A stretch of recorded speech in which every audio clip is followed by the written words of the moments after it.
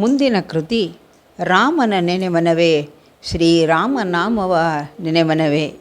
ಈ ಹಾಡಿನಲ್ಲಿ ಭಕ್ತನು ರಾಮನನ್ನು ಉದ್ದೇಶಿಸಿ ನೀನೇ ನನ್ನ ಒಡೆಯ, ನೀನೇ ನನ್ನ ರಕ್ಷಕ ಎಂದು ಹೇಳುತ್ತಾ ರಾಮ ರಾಮ ಎಂದು ಹೇಳುವನು. ರಾಮ ರಾಮ ಎಂದು ಹೇಳುವವನು ಧನ್ಯನೆಂದು ಶ್ರುತಿ ತದಿಗಳು ಹೊಗಳುತ್ತಿವೆ. ರಾಮನಾಮವನ್ನು ಸ್ಮರಣೆ ಮಾಡು, ಸುಮ್ಮನೆ ತರಳತನದಲ್ಲಿ ದಿನವನ್ನು ದೂಡಿ ಸಂಸಾರವೆಂಬ ಸಮುದ್ರದಲ್ಲಿ ಮುಳುಗಿರಬೇಡ ಮನವೇ ಎಂದು ದಾಸರು ಒತ್ತಿ ಹೇಳುತ್ತಿದ್ದಾರೆ. ಬಗೆ ಬಗೆಯಲ್ಲಿ 84 ಯೋನಿಯಲ್ಲಿ ಹುಟ್ಟಿ ಬಂದು ರಾಮನನ್ನು ನೆನೆಯದೆ ಸುಮ್ಮನೆ ಇದ್ದರೆ ಅದು ಸೊಗಸುವಲ್ಲ.